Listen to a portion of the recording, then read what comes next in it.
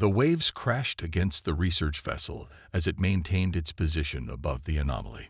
Sonar readings had first detected the structure 3 months ago, but no one had expected what lay beneath those dark waters. The Pacific Ocean had kept its secret well hidden for thousands of years. Dr. Hae-Yun Park adjusted her diving gear one final time. Her hands trembled slightly, not from fear, but from excitement. 6 successful dives had already been completed, but this one was different. Today, they would attempt to enter the structure itself. Final checks complete. Dr. Park, the diving supervisor, reported through her earpiece. "You're clear to descend." The cold water enveloped her as she slipped beneath the surface. 2 other divers flanked her, their lights cutting through the darkness.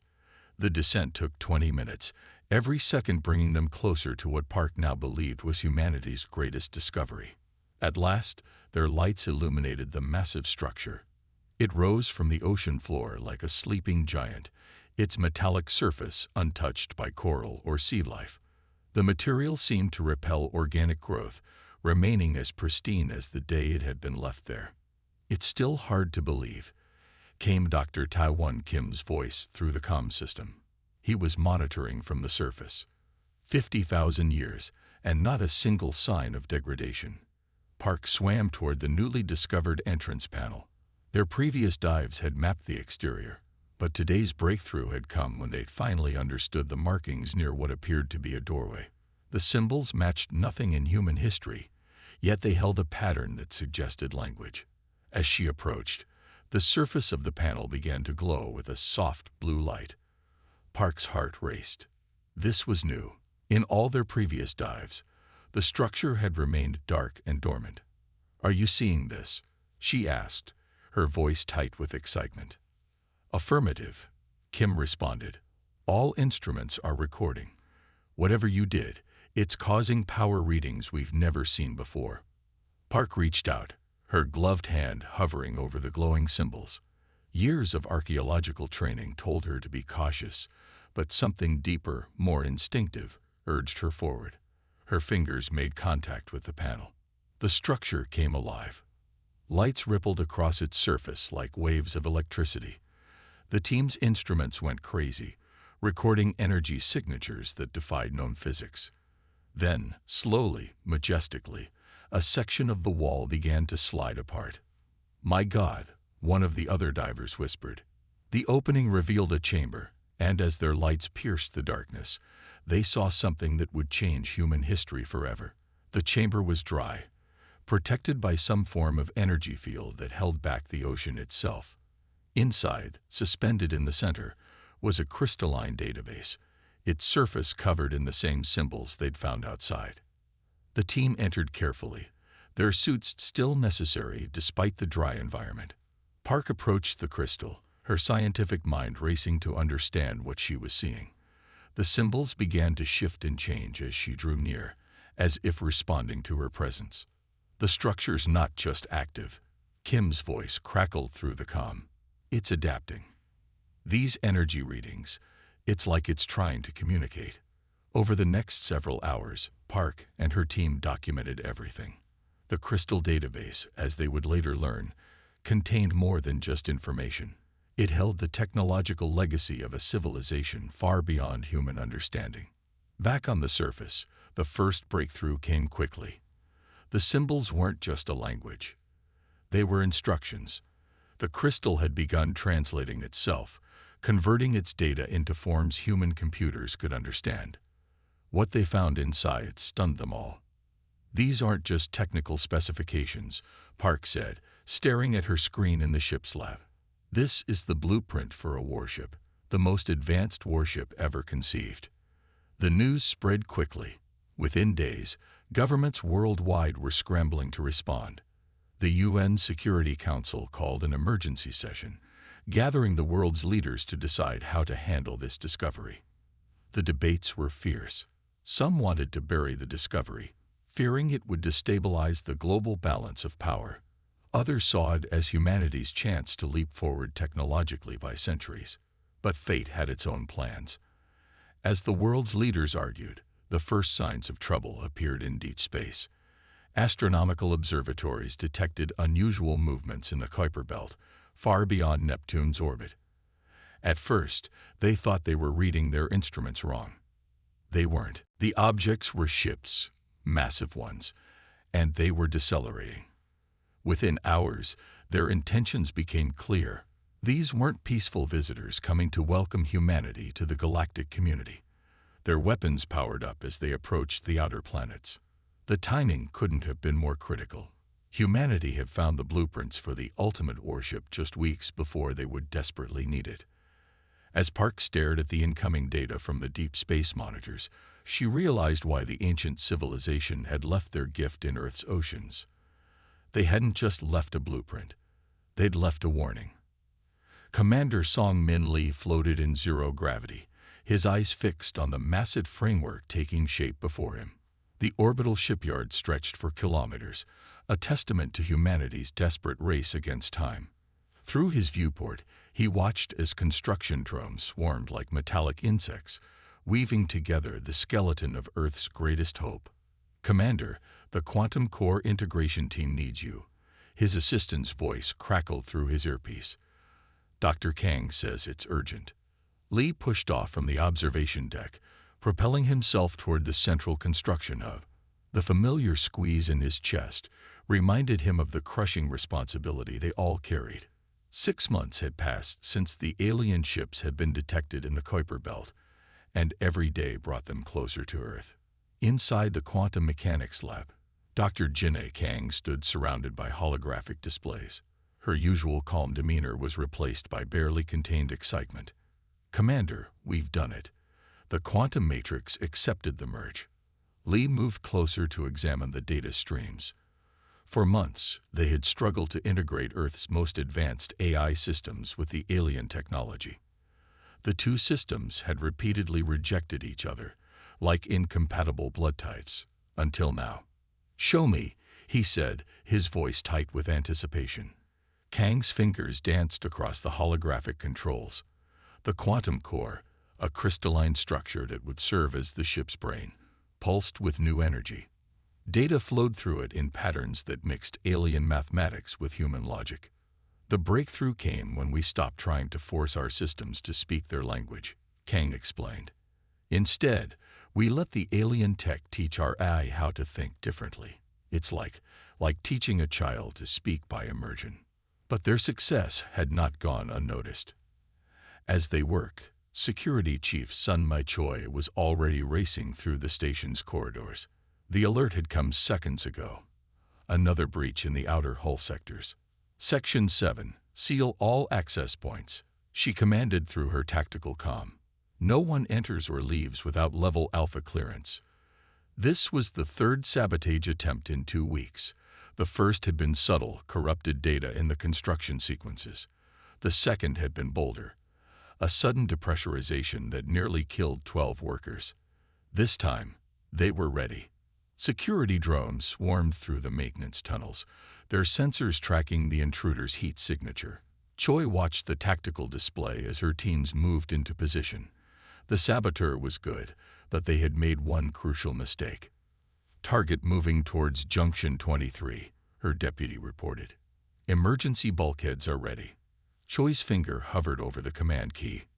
Now, the bulkhead slammed shut, trapping the intruder in a sealed corridor section. When her teams breached the section, they found something that confirmed their worst fears. The captured saboteur wasn't human. Back in the quantum lab, Lee and Kang were unaware of the drama unfolding elsewhere in the station. They were focused on running the first full simulation of the ship's neural network.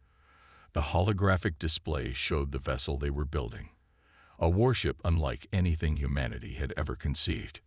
"The power output is beyond anything we thought possible," Lee said, studying the readings. "With this quantum core, we could generate enough energy to power all of Earth's cities for a year." Kang nodded, but her expression was troubled. "The alien tech, it's not just advanced, Commander.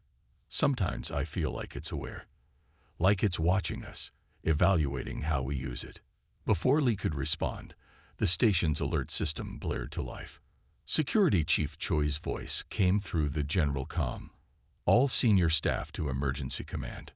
Priority 1. In the command center, they gathered around a holographic table showing the captured infiltrator.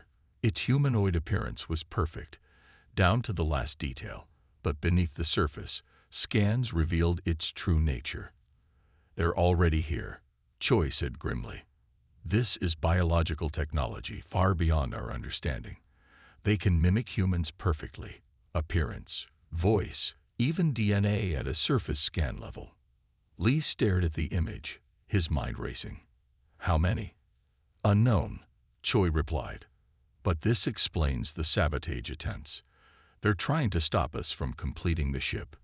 They know what we're building." The implications were staggering. If aliens could infiltrate their facilities this completely, nowhere was truly secure. The project, humanity's last, best hope, was at risk. "We need to change our approach," Lee said finally. "Dr. Kang, your breakthrough with the quantum core, could we use it to detect these infiltrators?" Kang's eyes widened as she understood. The alien tech, it might recognize its own kind. "We could modify the quantum sensors." "Do it," Choi ordered.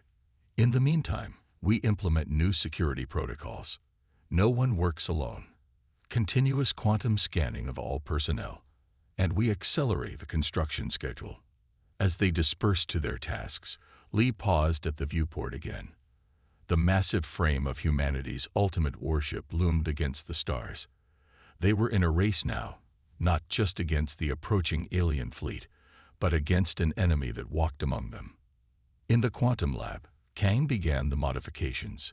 The alien technology hummed with power, and for a moment, she could have sworn she felt it responding to her thoughts, eager to help defend its new allies. Perhaps, she thought, that had been the plan all along. Project Thunderchild continued, but now with a new urgency. Every day brought them closer to completion and closer to war. Above Earth, humanity's greatest creation took shape, while below, an invisible battle raged in the shadows. The first signs of the attack came as a series of distress signals from Neptune's research outposts. Admiral Yum-Ho Park was reviewing maintenance reports when the emergency alerts flooded his command screen. Within minutes, the signals went dark. "Multiple contacts emerging from FTL," the sensor officer announced, her voice steady despite the tension. "They're bypassing the outer defense grid like it isn't even there." Park stood at the command center of Olympus Station, Earth's primary military installation on Mars. The holographic display showed a nightmare unfolding. Hundreds of alien vessels, their energy signatures matching those from the Kuiper Belt warnings, were advancing through the solar system. "Get me a direct line to Earth Command," Park ordered, "and begin emergency protocols for all colonies." But it was already too late for some. The alien fleet split into three prongs of attack. The first struck Neptune's stations, the second targeted the Saturn colonies, and the third headed straight for Mars. Their weapons were unlike anything humanity had faced before. "Titan colony reporting critical damage," an officer called out. "Their shields, they're just passing right through them." Park watched as humanity's best defenses proved worthless. The quantum shields that had protected Earth's colonies for decades might as well have been paper. The alien weapons phased through them, striking directly at vital systems. On Luna Base, Director Hyun-Woo Shin was facing his own crisis. The massive underground shelters, designed to house millions, were filling rapidly as evacuation ships arrived from the outer colonies. Each vessel brought more stories of horror. "We need to get those civilians deeper underground," Shin ordered, studying the tactical displays. "The aliens are moving faster than we predicted. Mars will be in range within hours." The death toll was mounting. Europa's water mining facilities, home to 50,000 colonists, had been the second target.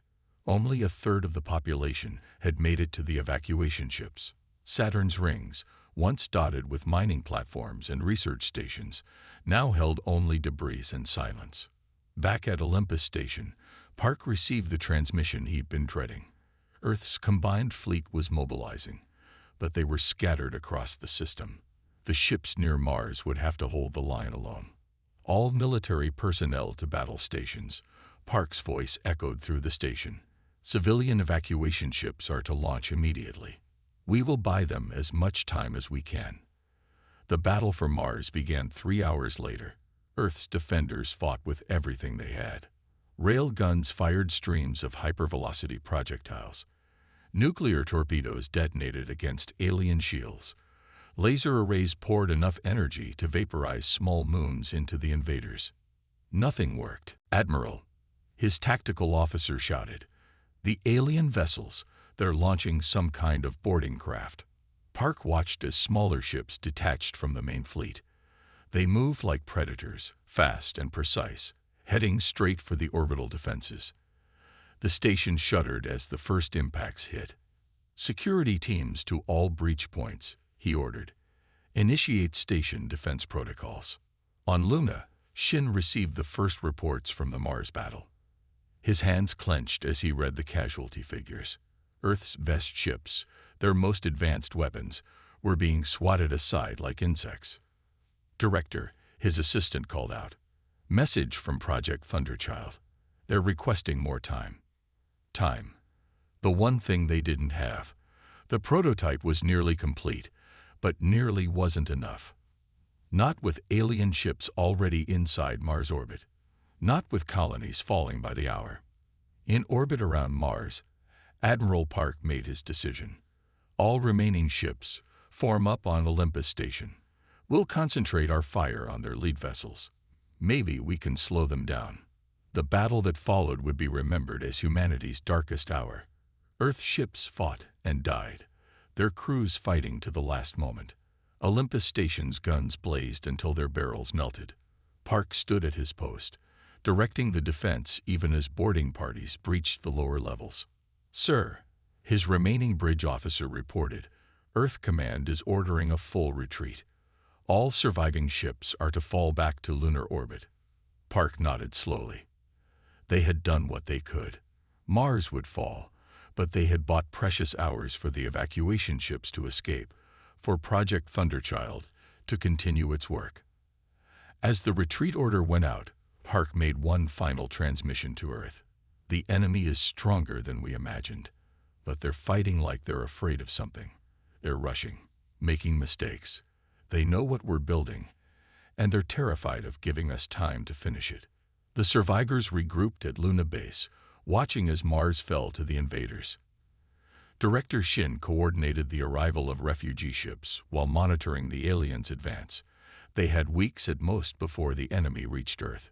In the midst of the chaos, a message arrived from Project Thunderchild. Despite everything, despite the sabotage and the invasion, they were still working, still building, still fighting. They just needed a little more time. Time that Earth's defenders would have to buy with their lives. Silence fell across the lunar shipyards as the massive docking clamps released their hold. The U.S. Prometheus hung in space like a predator awakening from ancient slumber. Her hull gleamed with a metal that had never been forged on Earth, patterns of light rippling across its surface like neural pathways. Commander Jin Woo Lee felt the quantum interface respond to his touch. The neural link connected his mind directly to the ship's systems, something that would have been impossible with purely human technology. Around him, the bridge crew sat at their stations, each connected to their own specialized systems through similar interfaces. "All systems online," reported his second-in-command. "Quantum core stable at 100% capacity. Dark matter containment fields holding steady." Lee allowed himself a small smile. After months of preparation, after countless simulations, after 3 failed launches that had cost lives and resources they couldn't spare, they had finally succeeded. Prometheus was alive. "Status report from all sections," he ordered, feeling the ship's systems through the neural link. It was like having a second body, one that stretched for kilometers and held power that humanity had only dreamed of until now. The reports came in quickly. Engineering confirmed the quantum drive was operational. Weapons reported the dark matter cannons were primed and ready. Medical bays stood prepared for casualties. Every system, every component, represented the perfect fusion of human ingenuity and alien technology. Command, this is Prometheus Actual. Lee transmitted to Lunar Control. We are ready for departure. The response came from Admiral Park himself. Prometheus, you are cleared for launch. Good hunting. Make them pay for Mars. As Prometheus moved away from the shipyards, her engines pulsing with contained quantum energy, Lee received the latest battle reports. The alien fleet had finished securing Mars and was moving toward Earth. Their advanced ships had already reached the asteroid belt. Plot an intercept course, Lee ordered. Take us out at half power. Let's not show them everything at once. Prometheus accelerated smoothly, her quantum drive generating artificial gravity that made the journey comfortable despite their incredible speed. Through the neural link, Lee could feel the ship's eagerness for battle. The alien tech seemed to hum with anticipation. They intercepted the enemy fleet near Ceres. The aliens had established a forward base there, using it to launch attacks on Earth's remaining outposts in the belt. Their ships were arranged in their standard attack formation, the same one that had proved so devastating at Mars. Enemy vessels detecting us, Tactical reported. They're moving to engage. Lee watched through both his eyes and the ship's sensors as the alien fleet responded to their presence. Their formation shifted, concentrating their firepower. They had clearly recognized that Prometheus was something new, something different. Let them make the first move, Lee commanded. Hold position and charge all systems. The alien fleet opened fire. Beams of energy that had shattered Earth's strongest shields lanced out toward Prometheus. Lee felt the ship's anticipation spike through the neural link. Shields holding at 100%. Defensive systems reported, a note of awe in her voice. Their weapons, they're not even scratching us. Now it was their turn. Lee reached deeper into the quantum interface, feeling the ship's weapon systems respond to his thoughts. The dark matter cannons hummed to life, drawing power directly from the quantum core. Target their command ship, he ordered. Show them what humanity has learned. Prometheus fired. Beams of concentrated dark matter, contained and directed by technologies humanity was only beginning to understand, lanced out across space. The alien flagship's shields, which had shrugged off nuclear detonations, lasted less than a second. The ship simply ceased to exist, its matter scattered across space at a quantum level. The alien fleet reacted with panic, their tight formation breaking apart. They had never faced anything like this. Their weapons were useless, their shields meaningless, and for the first time, they were the ones outmatched. Target their support ships, Lee commanded. Don't let them regroup. Prometheus moved like a dancer through space, her quantum drive allowing maneuvers that should have been impossible. Each shot from her dark matter cannons found its mark. Ships that had terrorized Earth's colonies vanished one by one. The battle lasted exactly 7 minutes and 23 seconds. When it was over, the largest alien fleet humanity had yet encountered had been reduced to scattered debris. Prometheus hung in space, her systems humming contentedly through the neural link. Status report, Lee ordered, though he could feel through the interface that the ship was barely strained. All systems nominal, his second reported. Power levels at 92%. No damage to report. Sir, we just destroyed 37 ships without taking a single hit. Lee nodded, feeling the weight of the moment. This wasn't just a victory. This was a revolution. Humanity had taken the alien technology, improved it, mastered it, and turned it against their attackers. Command, this is Prometheus, he transmitted. First engagement complete. Enemy fleet eliminated. We are ready to proceed to Mars. The cheers that erupted across the bridge were echoed throughout the ship, but Lee kept his focus on the neural interface, feeling Prometheus's systems prepare for the next battle. This was just the beginning. The aliens had brought war to Earth, thinking they would find an easy conquest. Instead, they had awakened something they couldn't have expected, humanity's ultimate response to their aggression. As Prometheus set course for Mars, Lee knew the galaxy would never be the same. Humanity's defenders finally had teeth, and they were sharp indeed. The great hall of the stellar Concordat buzzed with nervous energy. Representatives from 100 alien species gathered in the massive chamber, their voices creating a strange symphony of clicks, whistles, and translated speech. At the center of attention was a holographic display showing the destruction of the invasion fleet near Ceres. Ambassador Min Ji-yoon sat quietly in Earth's newly assigned seat, watching the various reactions around her. Just 2 weeks ago, she had been ignored by most of these beings. Now, their eyes, stalks, and sensory organs kept darting in her direction. "The footage must be altered," declared the Vex representative, his crystalline form vibrating with agitation. No emerging species could develop such technology so quickly. "The footage is authentic," rumbled the Sentinel of Archives, its ancient voice carrying across the chamber. "We have confirmed it through multiple sources. The human vessel Prometheus destroyed 37 warships in less than 8 minutes. The chamber erupted in chaos. Species that had considered Earth a primitive backwater were suddenly reassessing their positions. The Kilari delegation, who had refused to even acknowledge humans last month, were now trying to catch Yoon's attention. The balance of power has shifted," observed Ambassador Thex of the Mercian Alliance, his feathers rustling as he approached Yoon. "Your species has achieved something remarkable. We would be interested in discussing a technology exchange." Yoon maintained her diplomatic smile, remembering the Mercian's silence when Earth had requested aid against the invasion. "We appreciate your interest, Ambassador. I will convey your message to Earth's leadership." The hologram shifted to show Prometheus in action near Mars. The ship moved with impossible grace, its dark matter weapons cutting through enemy defenses like they didn't exist. Several representatives flinched as they watched their former allies' ships vanish into quantum particles. "The humans must be contained," shouted the Corvin representative, his eye stalks trembling. "They cannot be allowed to keep such powerful technology." "And who will contain us?"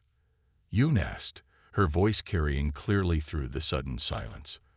"The same allies who watched Earth's colonies burn. The same powers that ignored our calls for help." She stood, walking to the center of the chamber. The diplomatic training she'd received couldn't have prepared her for this moment, but she knew what needed to be said. "Earth remembers who stood with us, and who stood aside. We developed this technology to survive, not to conquer. We seek peace, but we will never again be helpless."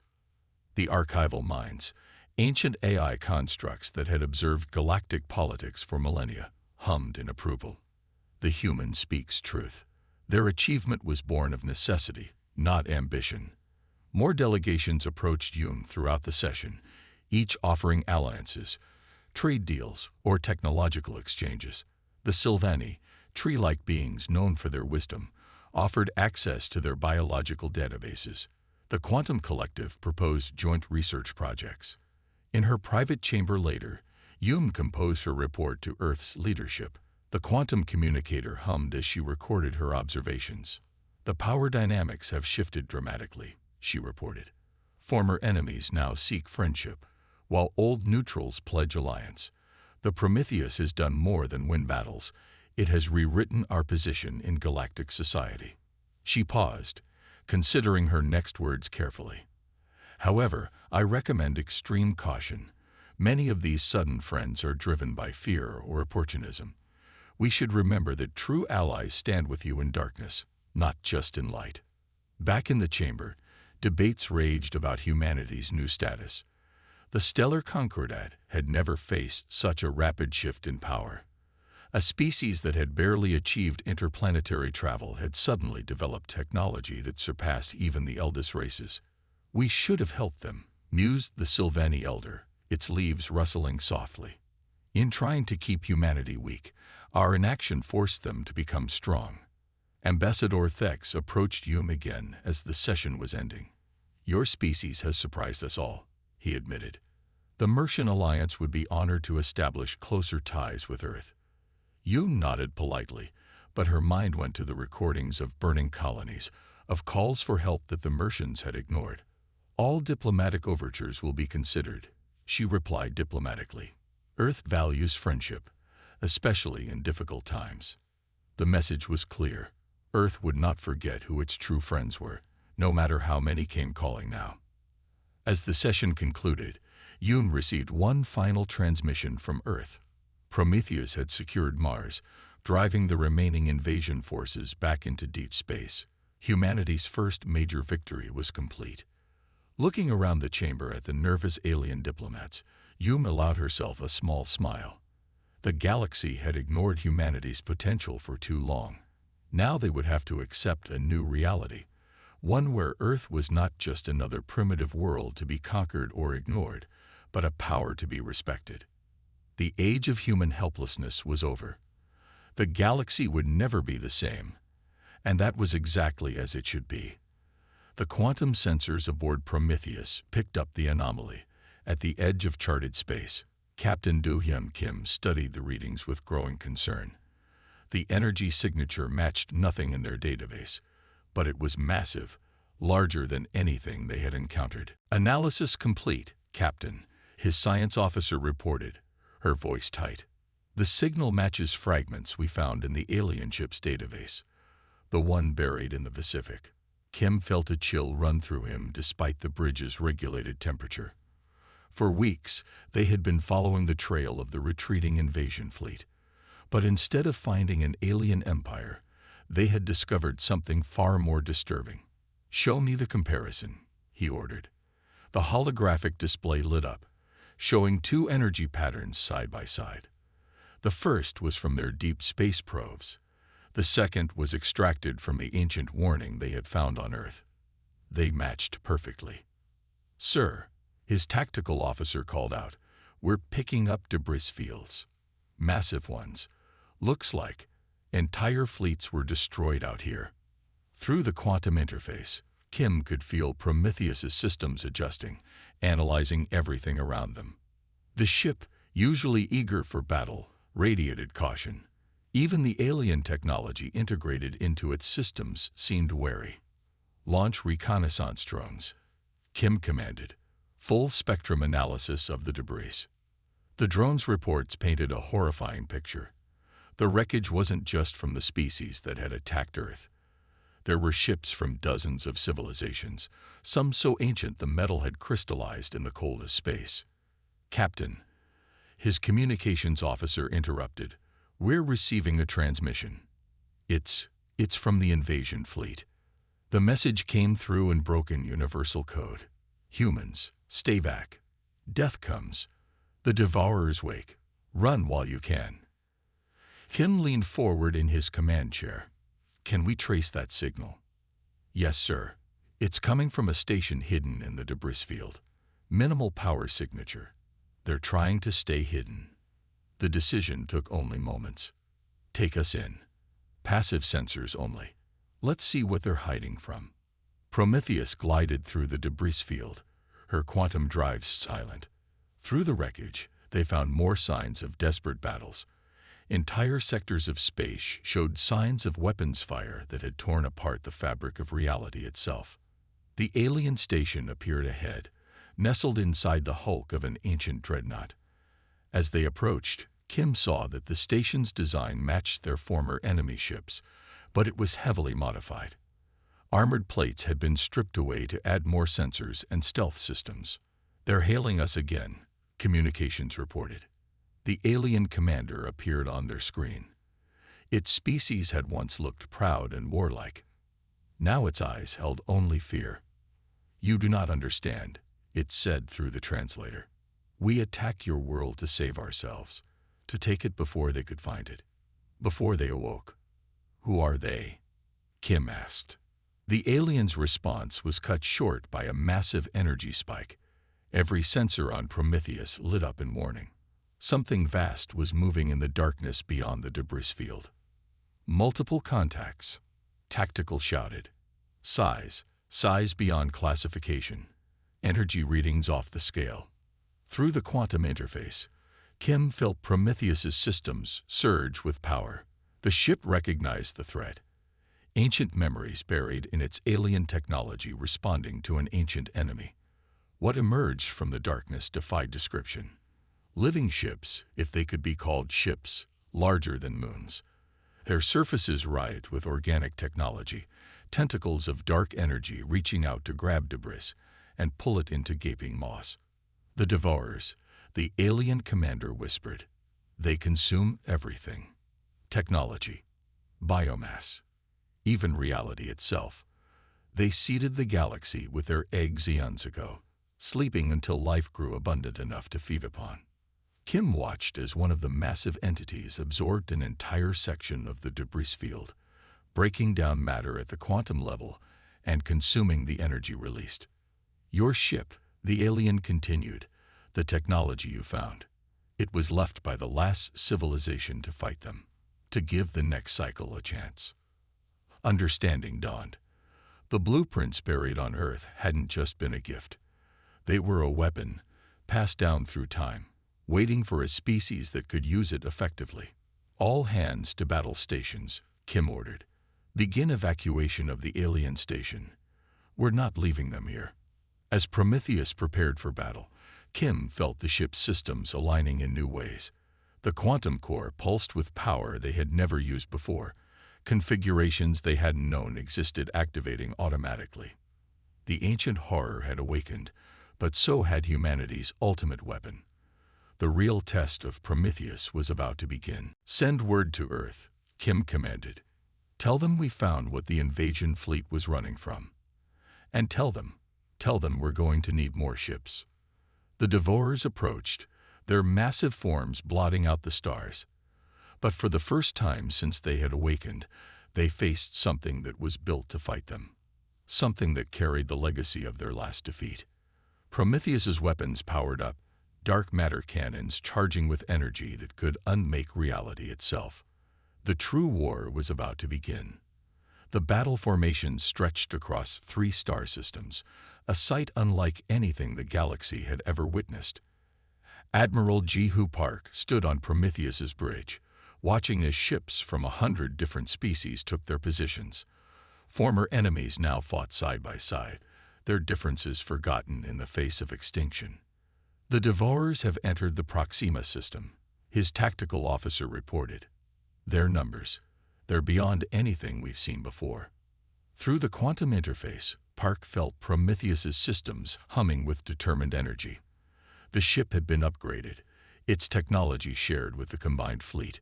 Each allied vessel now carried a piece of the ancient weapon that had been buried on Earth.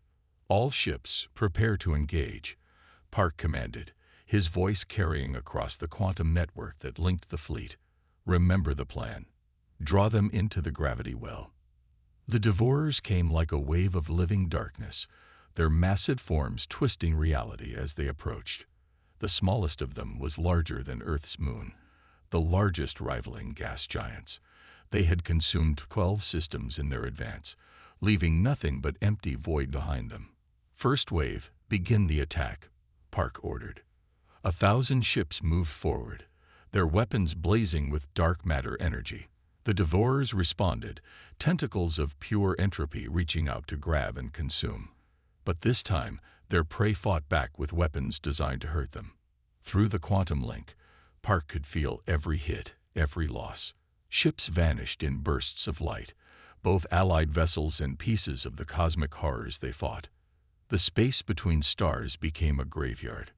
Second wave, move into position, he commanded. Draw them toward the target point.